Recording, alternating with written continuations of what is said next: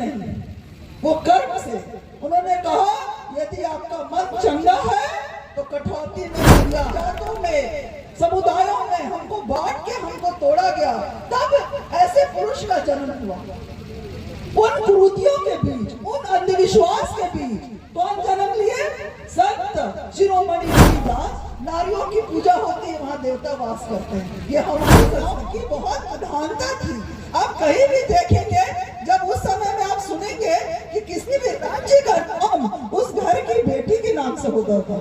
पंचाल देश का नाम पंचाली बेटी के नाम से नहीं। कहीं भी आप कहीं भी कौशल्या, जो माँ कौशल देश की थी, कौशल्या नाम से हुआ उनका, उनके किसी पुत्र के नाम से, किसी का उस जगह का गांधार की गंधारी थी, गंधार देश की, तो उनके बेटों के नाम से नहीं, बेटियों को आप लोगों की सेवा करते हैं। आपके हृदय में मानवता का डेरा है, यदि आप हृदय में मानवता का वास है तो आपको कहीं जाने का जरूरत नहीं है। उन्होंने बहुत सारी चीजें ऐसा लोगों को बोला का कार्यक्रम में, और इस कार्यक्रम में जो होने वाला है, हमारे संत शिरोमणि रविदास जी की जयंती, जो 648वां जयंती है आज, उस जन्मदिन के उत्सव आज हम सब यहाँ पर दुगोला का कार्यक्रम हो रहा है। इस कार्यक्रम में इस कमेटी के अध्यक्ष जितेंद्र राम जी, रमेश राम जी, कोषाध्यक्ष चंदन जी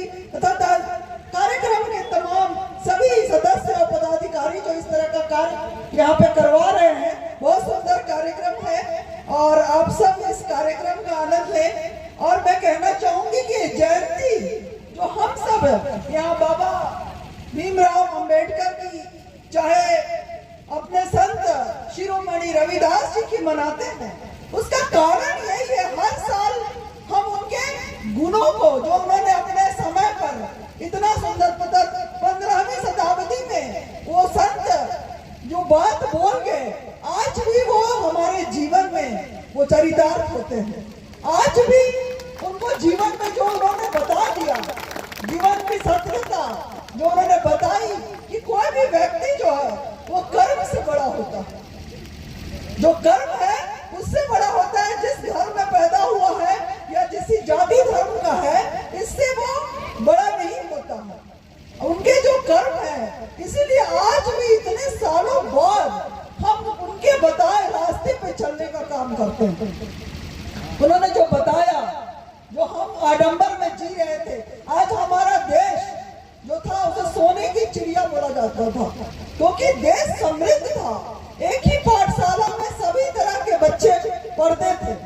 आप देखिएगा कि जब गुरुकुल में पढ़ाई होती थी तो वहां पर जो है वो कृष्ण जी भी पढ़ाई कर रहे हैं और सुदामा जी भी वहां पढ़ाई कर रहे हैं।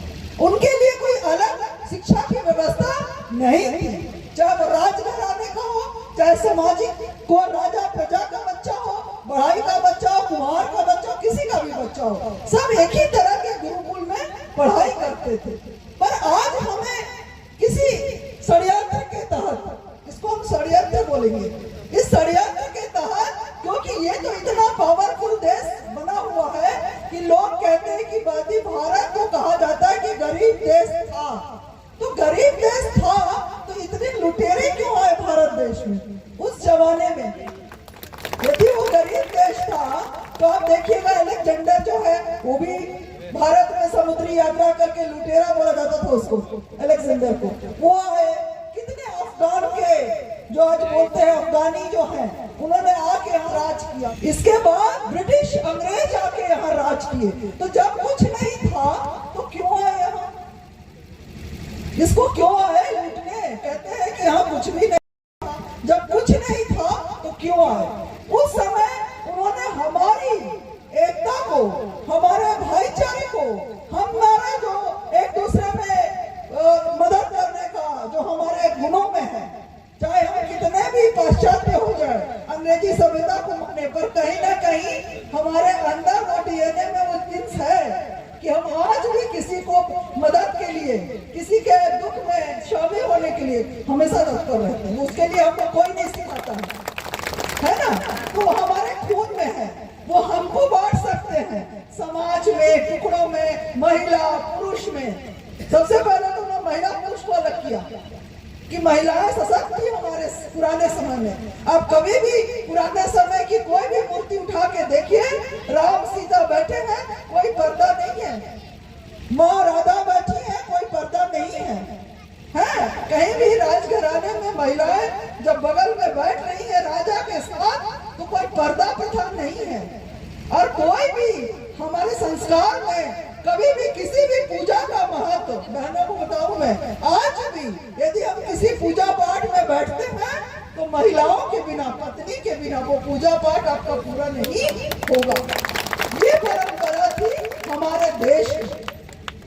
लेकिन हमको इन्हीं गुणों को तोड़ने के लिए, हम दूसरे को एक दूसरे में बांटने के लिए, हमको तरह तरह की कुरीतियां समाज में पैदा की गई है ना। महिलाओं को पर्दा में रखा गया, पढ़ने नहीं दिया गया, बाल विवाह किया गया, क्योंकि उस समय का ऐसा था सिचुएशन कि घर की बहू बेटियों को बचाना है मुगलों से, तो जल्दी शादी कर दीजिए, रात में रातों रात विदा कर दीजिए, है ना। महिलाओं की बहुत प्रधानता थी।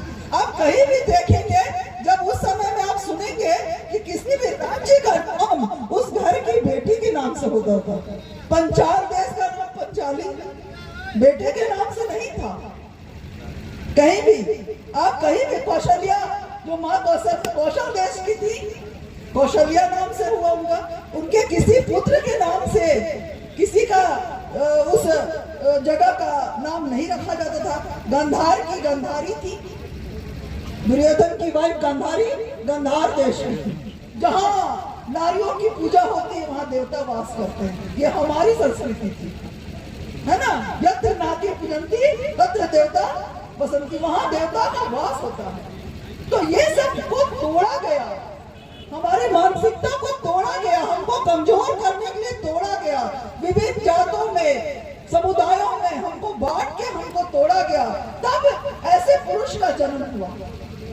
उन कुरीतियों के बीच, उन अंधविश्वास के बीच कौन जन्म लिए?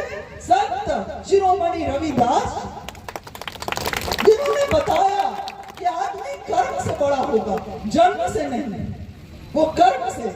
उन्होंने कहा यदि आपका मन चंगा है तो कठौती में गंगा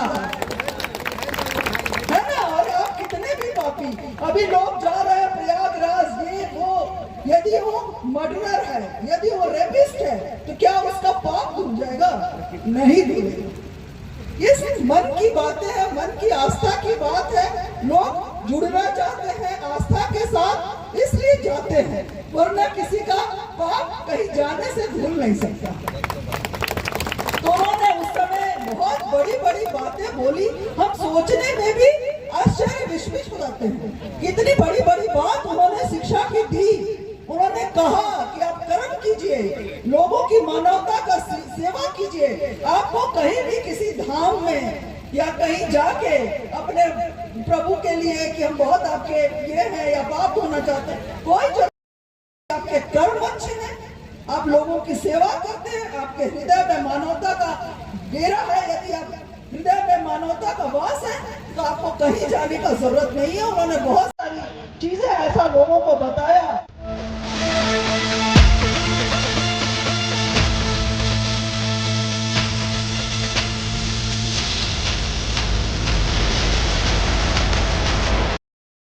सस्ता और समुचित इलाज के लिए गरीबों का रहनुमा मात्र एक हॉस्पिटल, मैया बाबू हॉस्पिटल।